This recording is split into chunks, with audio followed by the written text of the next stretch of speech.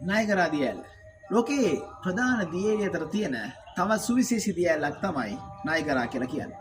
මේ නායගරා දියඇල්ල ඇමරිකාවේ නිව්යෝක් ප්‍රාන්තය, ඒ වගේම කැනඩාවේ ඔන්ටාරියෝ ප්‍රාන්තය අතර දේශ සීමා මායිම තමයි පිහිලා තිබෙන්නේ.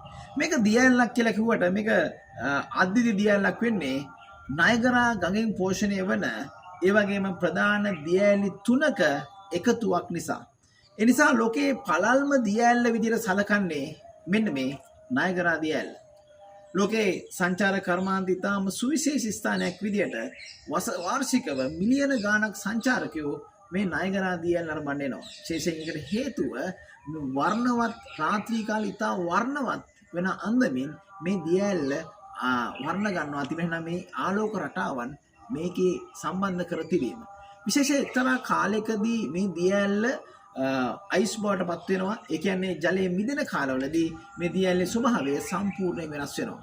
මිට වසර 12000කට පමණ පෙර අයිස් යුගය තුලදී මේ දියඇල් නිර්මාණය වන්නට ඇතැයි විශ්වාස කරනවා. කොහොම නමුත් ලෝකයේ සුන්දරත්වය මනාව කියාපාන තාම අඳුරු දියඇල්ලක් තමයි නායගරා.